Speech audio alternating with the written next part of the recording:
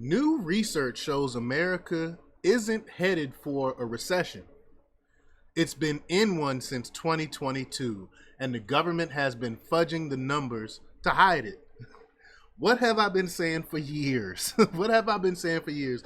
They changed the definition of what a recession is, which is what is 2 quarters of negative growth, and they changed the definition of that just to make Joe Biden and Kamala Harris look good. They changed the definition of a recession because I guarantee if Trump would have been president during this time, they would have said, "Yeah, we're in a recession." So we're gonna talk a little bit about it. But before we get started, go ahead and hit that like button, share this out so we can get this information out there. Subscribe if you're not already a subscriber, and hit that alarm bell so you know when I'm putting out new stuff.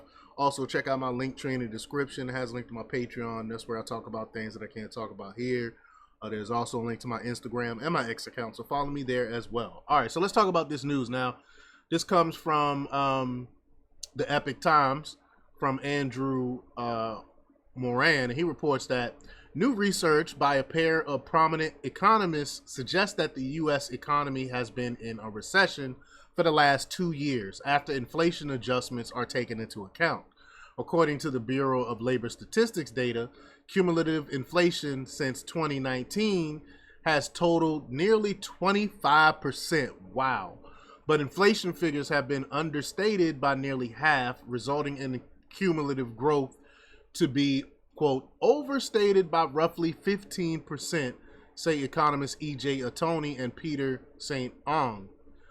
Quote, moreover, these adjustments indicate that the American economy has actually been in recession since 2022, they wrote in a new study published in Brownstone Journal.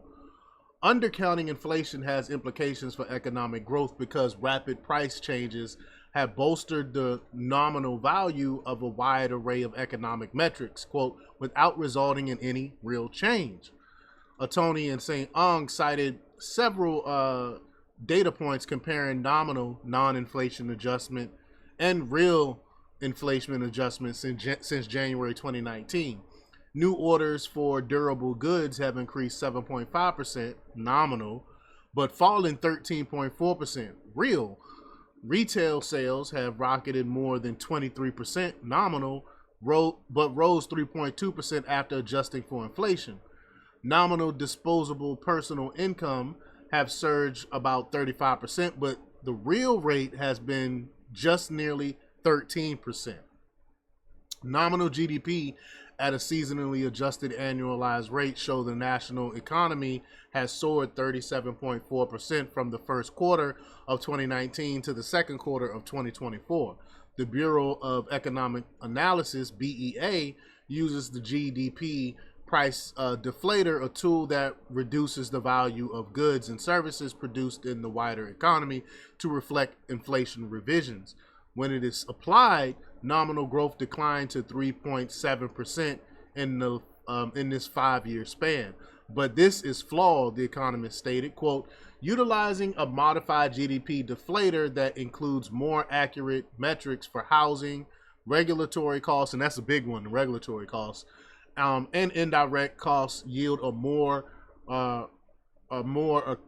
accurate inflation measurement and therefore a more accurate valuation of real GDP, the paper said. And I agree with that. I mean, I definitely agree with that. Atoni and St. Ong concluded that the adjusted real GDP fell 2.5% from the first quarter of 2019 to the second quarter of 2024 and entered a recession in early 2022. Again, when we have 2 consecutive quarters of no GDP growth, then that's what constitutes a recession. We quote, even without considering population growth and per capita GDP, the adjusted real GDP values imply the nation entered a recession in the first quarter of 2022 and remained in that contraction through the second quarter of 2024, they wrote. Egregious biases in inflation data. The paper aimed to address various egregious biases in inflation statistics to gauge an accurate assessment on inflation over the last 5 years. Because the government is not, this government, the Joe Biden administration, Kamala Harris administration, will not give us the real numbers because they don't want that recession over their head, looming over their head. But quote, this matters not only because of political salience of rising prices, but also because official inflation numbers are used to calculate real economic growth by adjusting nominal dollars to inflation adjusted dollars, the economist wrote. Tony and St. Ong noted that government inflation measurements have many shortcomings, from housing to health insurance. U.S. home prices have accelerated to all-time highs since the pandemic, surpassing rent in the same span. But rent is just as expensive, though. But quote, the CPI has grossly underestimated housing cost inflation, they wrote, highlighting the consumer price index fails to, quote, actually account for the direct cost of home ownership. Instead, federal statistics rely on owners' equivalent rent of residences, which accounts for more than 26% of the CPI. If the cost to rent and own change commensurately over time, then the methodology will be relatively accurate, the economist stated. Unfortunately, the cost of owning a home has risen much faster than rent over the last 4 years, and the CPI has grossly underestimated housing cost inflation. So basically, they use rent to account for how much housing cost is, when you can't equate the two, because owning a home is way more expensive than rent right now. So that's why their numbers are skewed. But in 1983, the federal government changed its CPI inflation calculations by transitioning from tracking mortgages and housing costs to monitoring owners' equivalent rent. The objective behind the modification was that the measurement would be less volatile, and officials viewed housing as an investment. That's the problem there. In the August CPI report, this category jumped 0.5% monthly and 5.4% year over year. Measuring prices changes when consumers are not directly charged for services is another challenge to accurately measuring inflation. Health insurance is one example of this hurdle to correctly assessing inflation. Quote, premiums are used both to pay for the actual cost of providing the service of insurance, risk mitigation, and for medical services and commodities, the report stated. The CPI neglects both and instead imputes the cost of health insurance from the profits of health insurers. Last month, the health insurance component of the CPI was little change monthly and rose 3.3% from a year ago.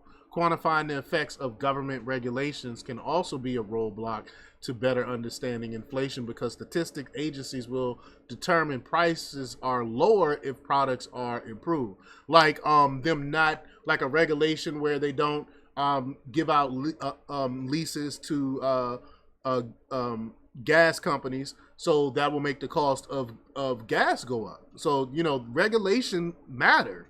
That's why I love Trump's deals. Trump was saying every new regulation they need to remove. I can't remember how many, what were 5 or 7 regulations, because we want to deregulate so the free market can produce, and we do better when it's less regulation. That's just facts.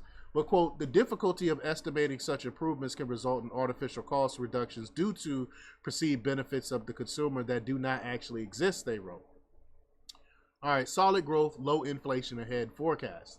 The U.S. government recently reported that the economy grew faster than initially reported in 2023. The Bureau of Economic Analysis released its annual benchmark revision report last month. The changes confirmed that the GDP growth rate was 2.9% last year, up from the previous estimate of 2.5%. Additionally, growth in 2022 was revised higher by 0.6% points to 2.5%. Higher corporate profits, consumer spending, and business investments drove adjustments. The first half recession in 2022 was also canceled, as the year's second quarter growth rate was revised higher to 0.3% from 0.4%. Forecasters anticipate strong economic growth and low inflation for the rest of the year.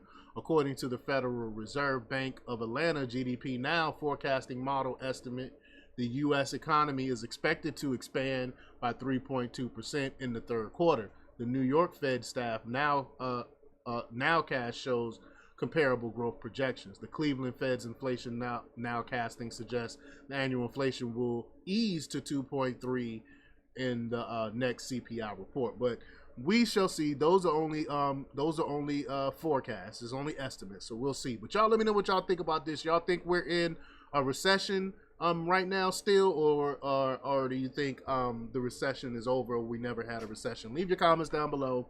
Like, share, subscribe, and check out jjthepsychotherapist.com for the latest in news. Until next time, peace.